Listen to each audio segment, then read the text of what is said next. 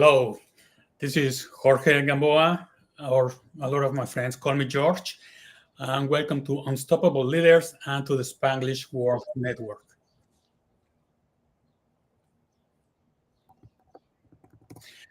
And um, if you haven't done so, please download the application on Singo TV for your iOS and Android devices.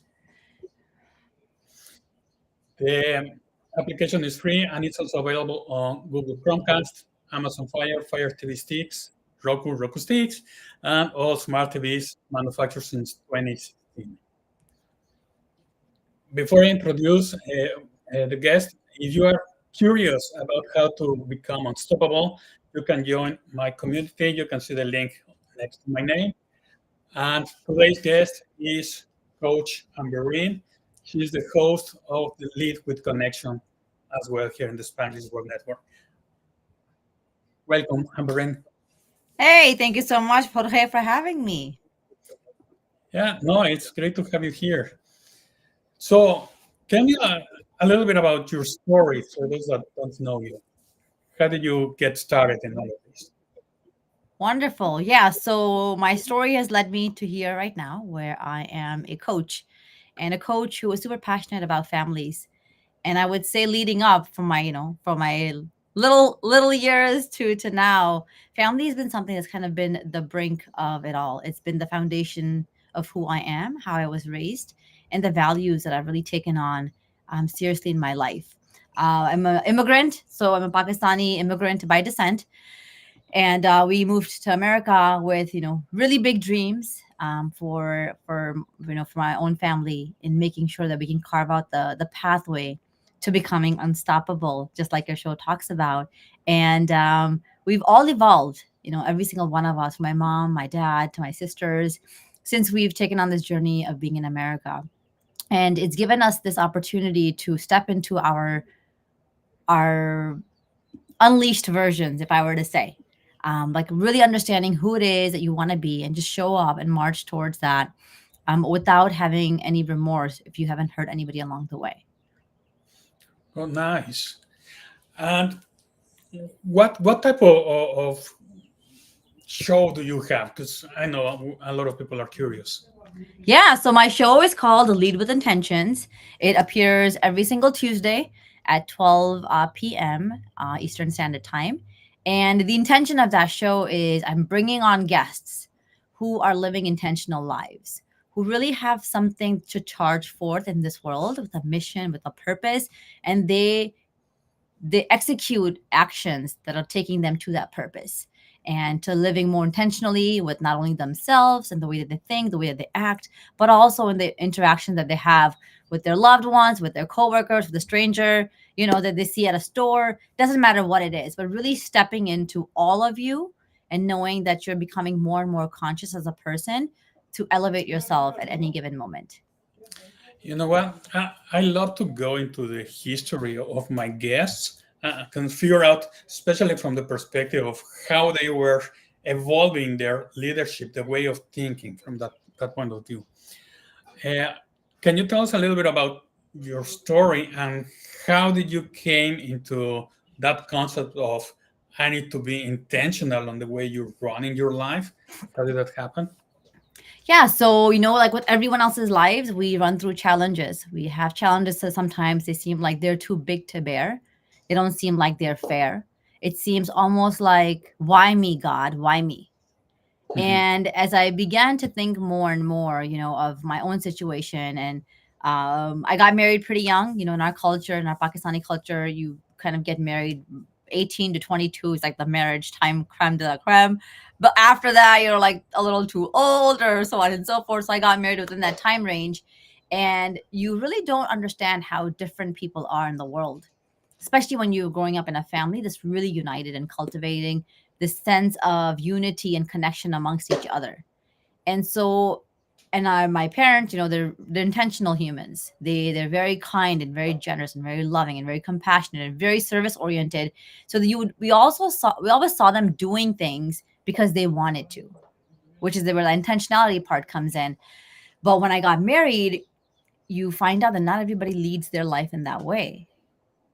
That Mhm. many people kind of just go with the mundane. They don't really prioritize what needs to be prioritized. They don't pause and shift and reflect and change their ways of being to better who they are.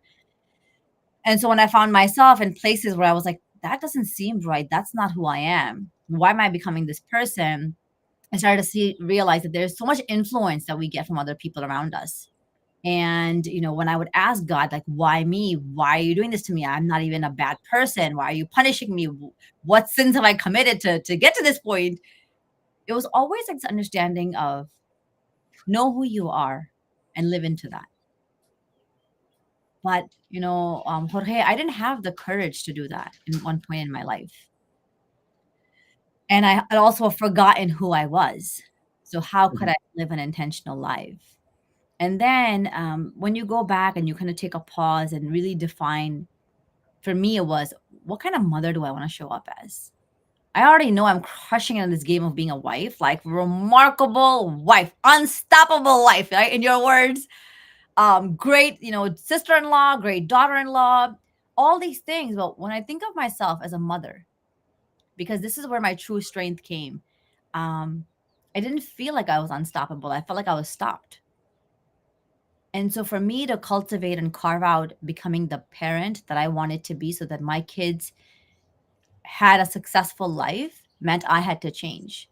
And as I began to change, it was always like be more intentional. And I Mhm. am somebody who is a very spiritual person. And for us, the understanding is when you live a life of intentionality, you're kind of in a state of worship because you're surrendering to serving, mankind or serving the creation of God, which is where that concept of intentionality actually evolved into. Nice. I love it. So, in other ways, uh, all the struggles, when we go through those phases of struggles, um, we tend to think when you look back at them and you're finally okay, not all of those things that you were blaming and asking why me and getting on your knees and asking for help, you realize that all those things were preparing you to make the change that you had to make because that is kind of your destiny, right? You need to Mm-hmm. become your true self. Otherwise, you're living somebody else's life on your own body, type of thing. Uh, how have you? Well, that was your personal experience. Now, Yeah. how are you helping the world or bringing that experience in what you're doing? Well, I began a little bit about talking about family. That's my sweet spot. Mhm. So I have this vision of a world where families live in harmony with each other, where they realize that their bond is the most sacred bond and it's irreplaceable, regardless of whatever life throws at you, people throw at you, and things that happened. That this bond that you build within a family is truly yours because it's very authentic. So when I'm working with parents and children, I really work with them to find out what does it mean to be authentically your family? How are you not like everybody else? What are those values that you're going to share as a unit, which are the foundations and the pillars of how you want to show up in this world? How do you accept each other as you are? Because every 6 months we're evolving, right? My 8-year old kid is not going to be the same kid when they're 12, totally different. So, as parents, as family members, we have to evolve with them. We have to change what was and step into what needs to be, and then become what is desired or deserving. And so, in the midst of all this, I think the most important thing is what my background says is gratitude. And gratitude is the number one predictor of joy. And who doesn't want more fun and like laughter Yeah. and just, blissful, happy moments in life? Every single one of us. Yet in families, we don't see that all the time. We see family members sitting in the same room, really not engaging and connecting. So, as I think about my own family and how it's been so important for me from the get go, now I pour back into the world working with families. And I take, if they're both parents that are involved, I take both parents on a journey of 6 weeks alone with me, where I'm coaching them and really making them understand, like, who are you and what do you want to step into? What are those ambitions that you have? How do you take time and value it and really become productive with it? What is it that you want to leave behind? What's that influence element of life? How are you going to take these courageous, bold moves that are required to summon the next version of you? And after these 6 weeks of working separately, I joined the couple together. And then that's when you launch into greatness, because now the both of you's number one job is to pour into each other and strengthen that relationship. And there's so much research that shows that the best gift that we can give our children is a healthy relationship between the parents. Mhm. So now the parents are kind of reminded, why did we marry each other, or why are we together, and why did we decide to have all these kids, and why do we not care about each other anymore, even ourselves, and worry about the kids so much? Because when we're doing the kids and forgetting us, we're only pouring in a portion of our best selves into the kids, because our cup isn't full, because we don't feel whole, we don't feel ambitious, we don't feel driven, we don't feel energetic. And so when that companionship journey begins, it is a 3 months of just transformation like you cannot imagine. And at the end of it, what happens is these parents or these companions, they become stronger together, which means now they can actually lead their families consciously to be better parents. And also it begins to trickle down into all the other relationships as well, because now they know who they are. Yeah, because I guess when they go through that big transformation together, that kind of creates that bond, right? It's like Yes. people where they play in team sports or do whatever. When you go through a big challenge together, it creates that bond. So when you start working with them separately to find themselves, to rediscover who they are, uh, do you start painting the picture of how you're gonna bring them together later on, or Yeah. So Jorge, I think the most important thing is I look at myself as a coach. I am a guide. Mhm. My job is to guide you. And sometimes there are going to be difficult things that you may not realize you're repeating, which I will hold you accountable for, and I will call you out for, or I'll make you recognize and realize there's like a shift of perspective is needed. But most of the discovery that's happening is going to be happening between the both of them. Let's say the husband is like, no, I want the kids to be homeschooled. I don't want any of that influence coming into the house. I don't want it. And the wife is like, I work a full-time job. I can't homeschool these kids. It's just not going to be possible. And that becomes like a friction point. Now, when we're working on seeking clarity and understanding the definition, the vision that we want for our family, this is where the work happens. So you kind of make them both realize what they both want, and then help them to resolve that solution to be one that's befitting of both of them, because it can't be one way or the highway.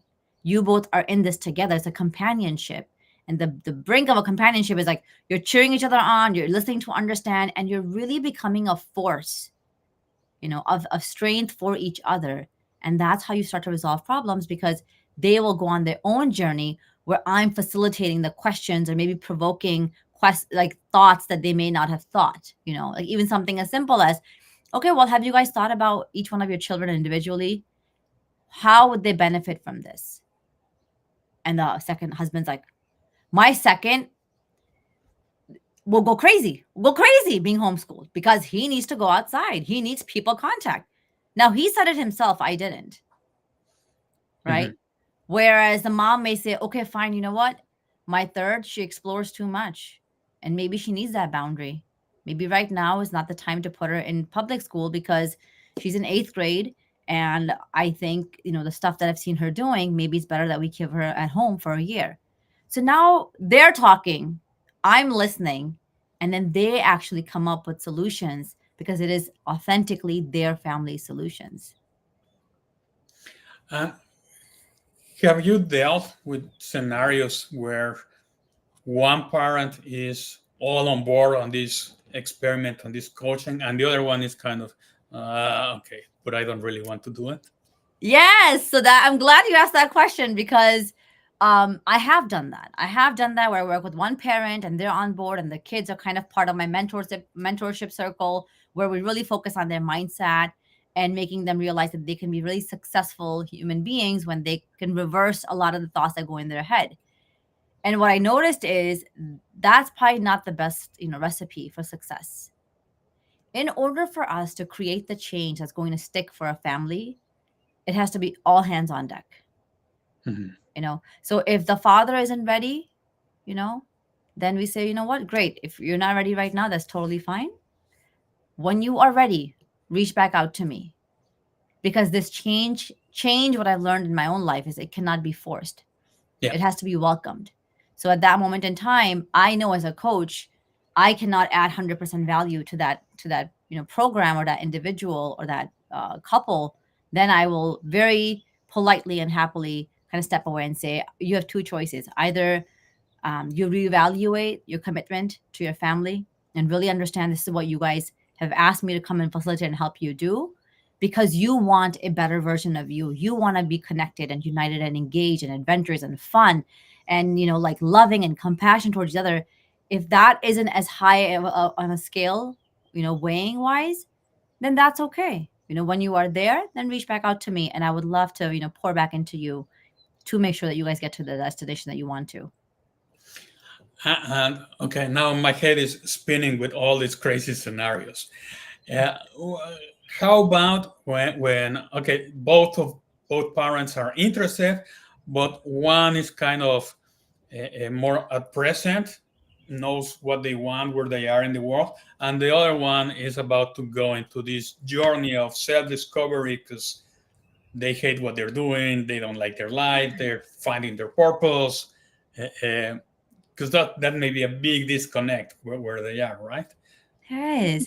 And it goes back to that thing that we talked about, is they're taking this journey together, Together. which is only going to strengthen their bond.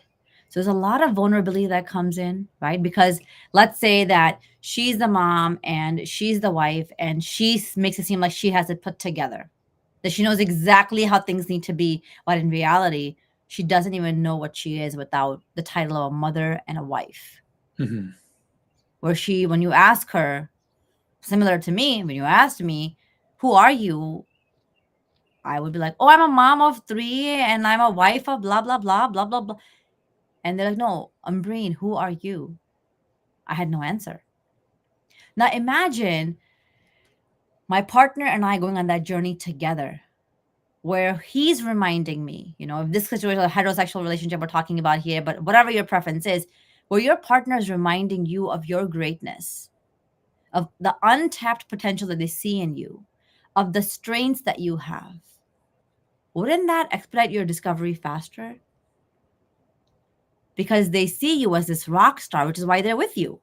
They see you like, girl, Ambereen, you think you don't have figured out? You got so much figured out. Let me tell you what you have figured out. You have figured out a whole morning routine. I don't know how you do it, how you keep so calm, so collected, getting 4 kids out the door, packing their lunches and making sure you're giving them lots of love and they wake up calm and you do this for me, this for me. Now that woman that's in this relationship is like, oh, I don't even give myself credit for any of those things. So now you start to really evolve at a rate that's much faster because the both of you are working on this one person together, making them realize that it's just your mind playing tricks on you. You're so much more than you give yourself credit for. Yeah, it's like you have your number one fan living under the same roof. Yeah, Yeah. that doesn't get any better than that. And what type of families do you typically work with? From small children or all the way to now kids are gone and we are on our own? Yeah. So, I mean, I work with any families, right? Anybody that raises their hand and wants to become better, because the way I think about it is, even if your children are not in the house anymore, there's a potential thing that you might become a grandfather or grandmother. In that moment in time, this makes you a better grandmother and grandfather. It makes you a better sister, a better brother, a better friend. It doesn't really matter. But when I'm looking at my ideal clients and I'm thinking of those people who can really benefit from my services, it's people who have adolescents as their children, people who have young children, from like the age Mhm. of 9 to 19, because this is when we can actually shift their mindset and really open their potential to become limitless. Because when they're bombarded with so many societal norms, which they really don't even know how to like troubleshoot or like walk through or like dodge, you're teaching them that you as you are is enough. and your parents are really taking that time and taking out the resources and doing the work that they need to make sure that they can realize make you realize that you matter, that you're loved, that you're cared for, that you're wanted. And every single one of us as humans, that's what we want at the end of the day. And that makes me remember a few weeks ago, I heard, I don't know if it's true, but it really struck according to me, that if once your kids reach 18 years old, pretty much not like a big study, like 90% of the time you're going to be spending with them in their life, it's already gone. Because once after 18, you're going to be spending Mm-hmm. just a few hours here and there, maybe some days, some vacations, but it's literally nothing compared to the first 18 years. So the impact of making those years as better, as more insightful, impactful as possible, it's huge. It's Yeah, and I think that is probably something that's more catered toward the Western world, Mhm. right? I still think my parents have a big impact in my life, my kids' life, my sisters' lives, because we are so close knit. You know, in our Yeah, culture, just because you get married doesn't mean like you're gone. that's it. Just Yeah. because you leave the house, no, we're like you're always engaged. It was like you're constantly in communication over the phone, whatever, FaceTime, WhatsApp, however you want to call it, in person. And so we really do a beautiful job of keeping our families united and unified. Can you share something about yourself with me, because I don't really know you that well, Jorge? Oh, yeah. So that's a tough question. I wasn't expecting it. So, yeah, I grew up and I was raised in Mexico. Mm. And around 25, that's when I moved to Canada, to Toronto. That's where I live. A stranger in a strange land. And since then, it's been more than half my life here. And Mm. in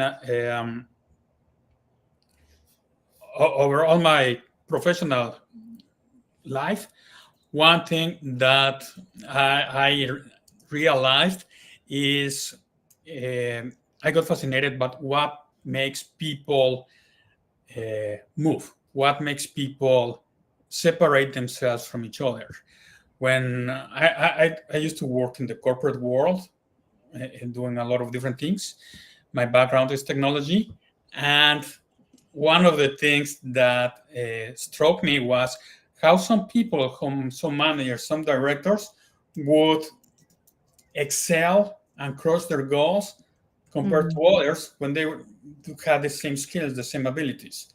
And that's what started my journey on this unstoppable leadership thing that I'm doing today. But yeah, no, that's my fascination is how to unlock your potential, because at the end of the day, we are all leaders of our own life, and that Mhm. is a projection that will be reflected in your work, in your personal life, and everywhere. But it all starts with you believing that you're in this journey to be unstoppable. And what was it that you found that was kind of the underlying theme amongst the leaders who were succeeding? Now that you mention it, it starts a big part with awareness. Uh, Mm. and knowing who you are, kind of knowing your purpose. And that's what I have done with this show, right? Similar to yours. Well, this show, we're in my show. As I have guests and I hear their stories, uh, the underlying thing that we never mentioned explicitly in the show is how at some point they find their purpose. And once you find the purpose, it kind of things just start flowing from them Mm. in all aspects of their lives. And I have had guests that are have accomplished a lot. They were in a position to actually retire, play golf, but they don't. They love Mm. what they are doing, and they want to continue doing that. So being unstoppable and having that passion means different things for different people. It's just your personal journey on how you get there. Yeah. Yeah,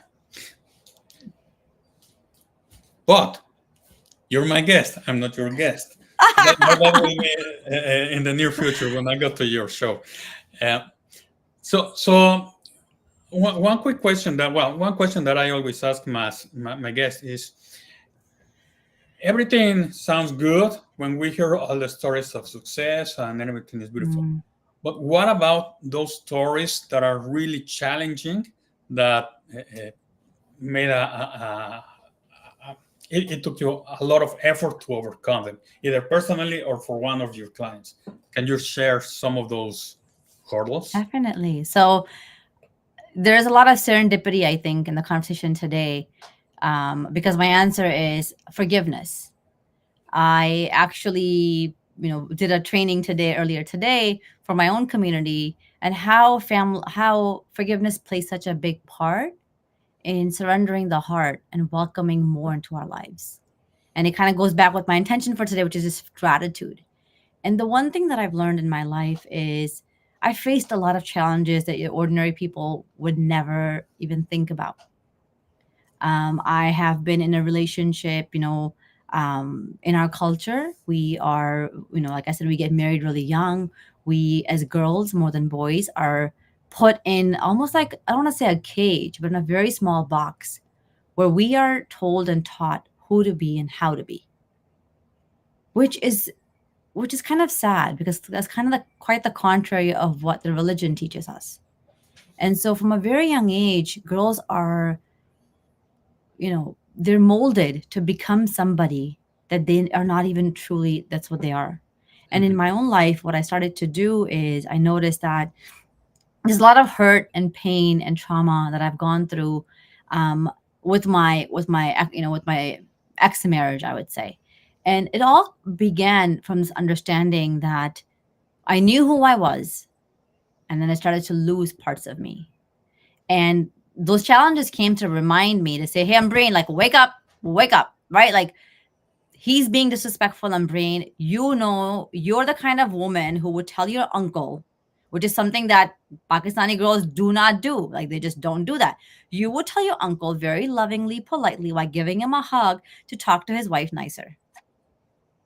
Like that's what you would do. And your uncle would laugh at you thinking like, what is this girl doing?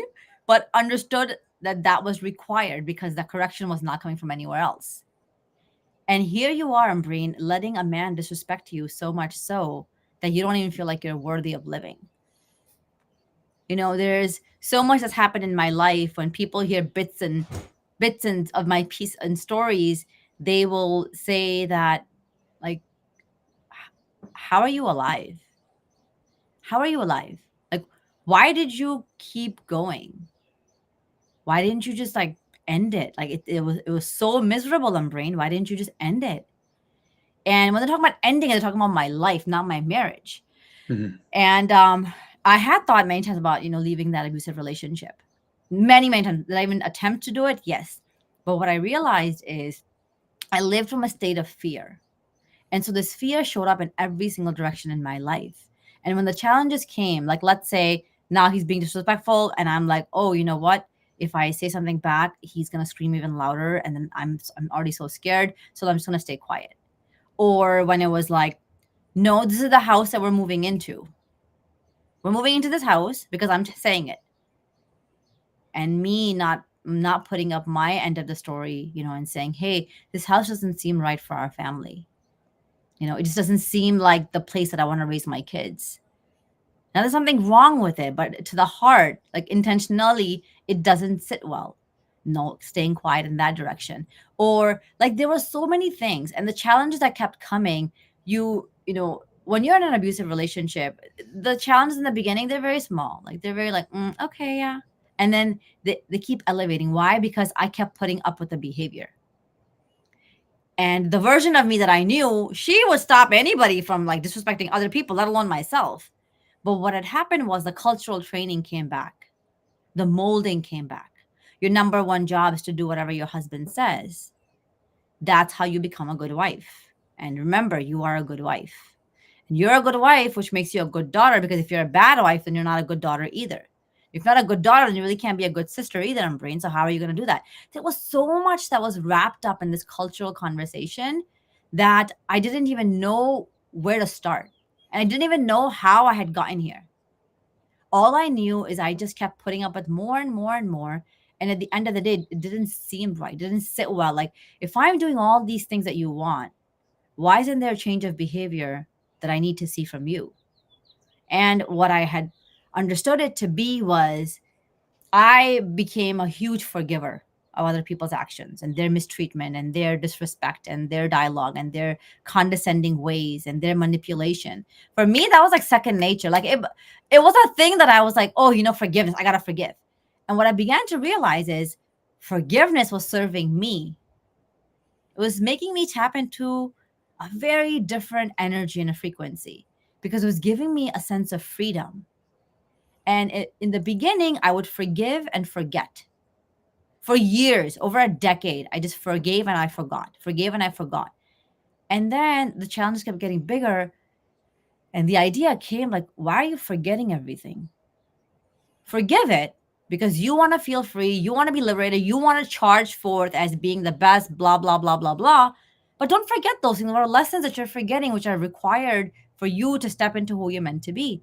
And so the forgiveness piece I kept doing. And as the relationship kind of came to an end a few years prior to, I had to do a lot of work, Jorge, to forgive myself. I was really good at forgiving other people. Like, literally, it required no effort and it became second nature to me, where I Mhm. would hear the worst words coming out of someone's mouth. And I'm like, oh, all right, doesn't phase me. I forgive you. They don't deserve the forgiveness. I'm being honest now when I think about it. But I forgave them because I had that as a survival mechanism to move forward. And in all of that, I didn't forgive myself because I let someone abuse me. I let somebody take me out of the equation. I gave somebody power of my life. I gave someone the control of my heart. And I gave somebody the ticket to playing with my mind as they wanted and as they saw fit. And I think for us human beings, that is such a challenge to really say, wow, Ambreen, I forgive myself and I set myself free. It's like a daily mantra that I have. I forgive myself and I set myself free for letting someone else abuse the creation of God because my soul does not belong to anyone, nor does my body. So, how did you let somebody do all that to you? Yeah, and it's interesting how uh, uh, at some point, a lot of people, not everyone, a lot of people come to that realization where you need to uh, be authentic unapologetically to who you Mm-hmm. are, and make the be aware and intentional on the decision on how you're acting. But the awareness is, are you acting from a place of fear or from a place of who you really are? Mm-hmm. And once you start going into who you really are, that's where the love thing kicks in significantly, because that's Yeah. when you start forgiving yourself and others, and it's that's the big domino that makes all the other domino Mm-hmm. pieces Yeah. fall. That's yeah, no, I love that. So, what are some of the okay? I have to ask this. Sure. Going back to your clients, have you ever had a situation where a couple is working with you and you clearly have to say, oh, these two are like oil and water, they don't go together? What do you do in those situations? I think in those situations, it's this beautiful art, right? When Mhm. we're in a conversation with anybody, even right now, the art of communication is so tied around this concept of creativity, right? And I've had situations like that. I was actually talking to a woman, and she was talking about how, Umbreen, like, we were just so in love. Everything was perfect and great. And we were marching forth. And then we got married, and he's not the same man anymore. And I don't know what's wrong with him. I don't know what's going on. We just recently got married, but it's like a totally different shift in him. I don't even, like, even my kids are noticing things. And So I had kind of taken this person and just like taken them, and I said, okay, well, I want you to just pause. And this exact same thing I would do for that couple is I want you to just pause, and the both of you, I'm going to give you a journal prompt, and I want you to just journal. I want you to turn your cameras off. I'll put whatever 10 minutes on the clock, and I'm going to pause the both of you and make you realize, why are you in this relationship in the first place? No one's forcing you. No one's making you. There's a way out. If the way out is better for your lives and the lives of your family members, then take that high road.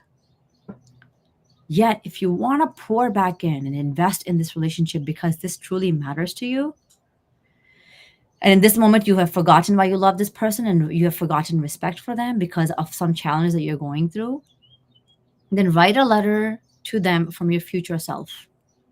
Where, let's say, it's the 25th anniversary. I want you to imagine where you are in this anniversary. Who is surrounding all of you? If you have kids, what are those kids doing? How are they helping you with this beautiful moment of yours? What are the things that actually matter? I want you to write a letter to your partner. And I want you to really sit down and use the right words. And I want you to feel everything that you're writing. And I want it to come from a place of maybe not love right now, maybe just neutrality. And try to find a joy. Try to find joy in that. Because what happens, Jorge, is when we're stuck in the now, it doesn't get easier. Yet, when you can paint a picture of a future that they both desire, that they have forgotten about or are not marching towards, it really shifts the perspective and brings back what really is important for this couple.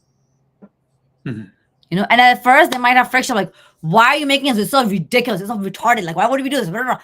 And you're like, great. Is it? Yeah, go ahead. You know what? Don't worry about, like, for me, I don't take things personally because I understand that it's not about me. It's about them. And my intention is to serve them to rise from this moment because it's just a moment. This is not who they're defined to be. And very quickly, when that camera turns off and now they're in a private place where nobody could see them and they just have a pen and a journal, thoughts begin to pour in, feelings begin to connect, and imagination you start to unleash, creativity you bring into it. Because right now we're talking about a huge moment. 25 years of being married and actually being happy and wanting to commit to each other. Let's see how you get there. Let's not look at the mud that we're in right now and pretend it's like quicksand is going to suck us dry. No, let's elevate from that. Yeah, and it reminds me of something. I'm a big fan of Abraham Hicks, Yes. and that's 17 seconds trick, right? To create momentum. We are so focused on the present, on our problems, that is creating such a momentum that it's difficult to just have a different perspective. But Mm-hmm. when we start journaling, after 17 seconds, another thought will come in, another one, and then you start shifting the momentum on that direction, and that's where you Mm-hmm. can see things from a different perspective. That is difficult, but yeah, we need Yeah. coaches like you to help out along the way. That's Very possible, right? Like the human potential is unstoppable. It's limitless. So yeah, why not tap into that a little bit more? yeah. It's the mind is a mystery. So what another thing that is happening these days, changing the topic a little bit, is AI. AI is all over the place. It's taking over everyone. What is the impact that you have seen in your practice with your clients, and what do you think things are going in the future? Yeah. So AI is my helper right now. It helps me take notes. It helps me sense the notes. It helps me action items. It helps me create like, beautiful little clips. Mhm. And so at first, if you had asked me this question like a year and a half, 2 years ago, I would say, oh my God, I'm like, it's this, I'm scared. It's going to take my job. But I don't look at things in life from a state of fear anymore. I try to see like how is this serving me? Right? With technology, the same thing, our phones. right? In the beginning, when they came, they were pretty boring and like, flip, flip, go, and that's it. Now they've elevated so much where people are also consumed in their phones. And the people can also be consumed by AI because there's such a plethora of knowledge that it can give to you in seconds. When I'm looking at my own practice, I think AI will actually help me reach my goals. Not I think, I believe AI will help me reach my goals to a broader audience faster, Mhm. right? I think AI is going to elevate my life to simplify things for me, to automate things for me. But AI cannot replace me because what I'm bringing is me. Like I am bringing Umbergy. Like my energy is coming to that coaching session, which is Yeah. what people are paying me for. People are not choosing me because of the fact that I'm a family driven coach only. There's some connection, there's some engagement, there's something that I've given to them to make them believe that this woman with a high pitch, super high vibes, like woo off the top, this one is the one that we need to bring back aliveness into our family, to bring back ambition, to joy and love and care, and really take moments throughout the day to realize how blessed we are. We need that girl. An AI can't do me. It just can't. It's not possible. Yeah. At the end of the day, especially in this type of professions or things that we do, uh, I think at the end, it's not having a bigger audience. It's finding your soul tribe, the group of people that you connect. Because there may be amazing people that we just don't connect for whatever reason, and that's perfectly fine. But with those that we connect, that's where magic really happens. If we can help each other, is the like I call it, help me help you type of thing. You got it. That's what it is. Yes. Yeah. And tell me a little bit about who are the guests in your show. Because now we know a little bit about you, we know a little bit about your clients, but what's the dynamic in your show? Yeah. So the guests on my show, they vary, they range. Some of them are coaches, some of them are authors, some of them are facilitators, some of them are speakers, some of them are entrepreneurs, some of them are more mindset driven, some of them are health driven, fitness. There is no one way. And I Mhm. intentionally have done that. When I bring on a guest, I ask myself, does this person have greatness that the world needs to tap into, that my community needs to be a part of? That unleashing their greatness will somehow shift one thing, just one thing, for somebody who's watching today? And if the answer is yes, and I say, yeah, the other thing that I really rely on is my intuition. Yeah.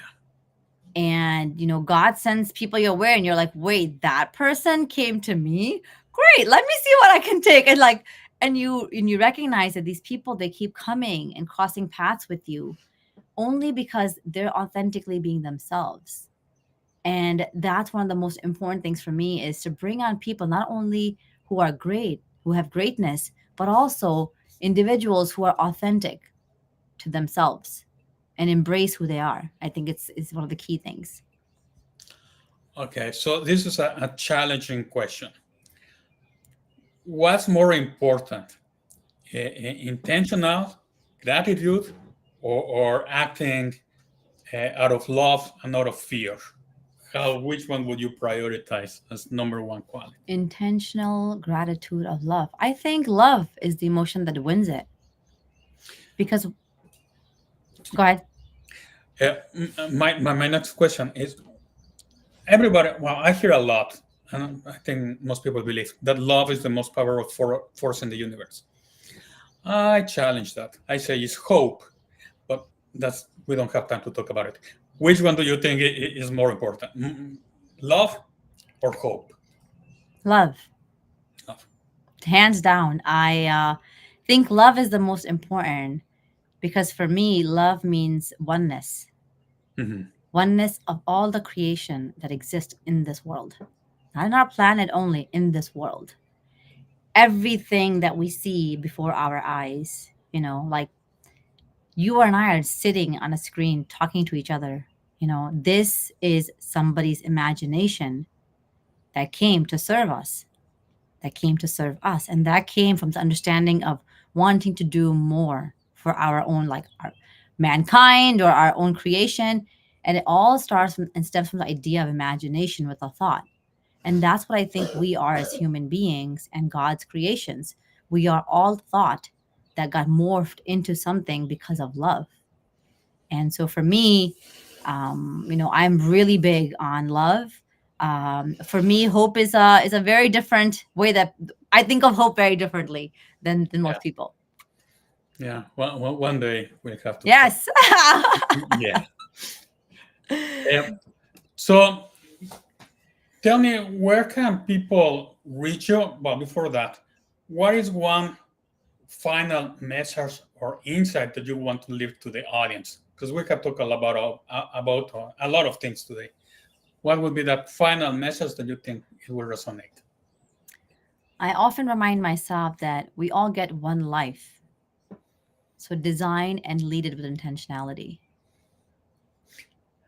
I, I'm with you. I recently came to the realization, my aha moment, where I believe that regardless of which religion everybody is, we're kind of a spirit, right? Then we chose to come into this world with the goal to experience and get whatever experiences out of it, to live it, to enjoy it. And once our time ends in this world, we continue as a spirit in whatever is next. So, yeah, getting the most out of our time here when we are living, it goes back to what we were talking, being intentional, gratitude, acting out of love, not of fear. And yeah, I mean, unstoppable, loving it. So, tell us the last thing. When is your show? When can we watch it? Yeah. So my show airs every single Tuesday at 12 p.m. Eastern Time in the afternoon hours, and it's something that I'm learning to step into more and more because when you start something new, you're not really sure of where it's gonna go. But the more in tune that I become with the person on the other side, the more I realize that all of us are connected in beautiful energy fields, and it's so brilliant when we can tap into that, somebody else's world for even just a little bit. And for anybody else who is looking to reach me, it's Coach Ambereen across any social media platform, of course. CoachAmbereen. Reach out to me. Tell me what you enjoyed about the conversation here. Tell me how I can serve you. Talk to me about problems you're having with your children. Give me anything because it's these small interactions that you have no idea how much they pour back into us to make us realize that you know, coming here, being courageous, putting ourselves out there shows that there is a reason as to why. It's because we have done something good for you. Yeah, well, thank you, Coach Ambreen. I love your energy. I have to say, it's very infectious. I love it. Thanks for sharing a lot of insights and part of your story today. For everybody else, remember you can hear us on the Spanglish Radio Network as well, and check out spanglishworld.ca for news and programming. Don't forget to watch Coach Ambreen's show and be unstoppable. And last thing, remember Spanglish World, watch it, hear it, read it, and download it. Thank you. Thank you so much, Jorge.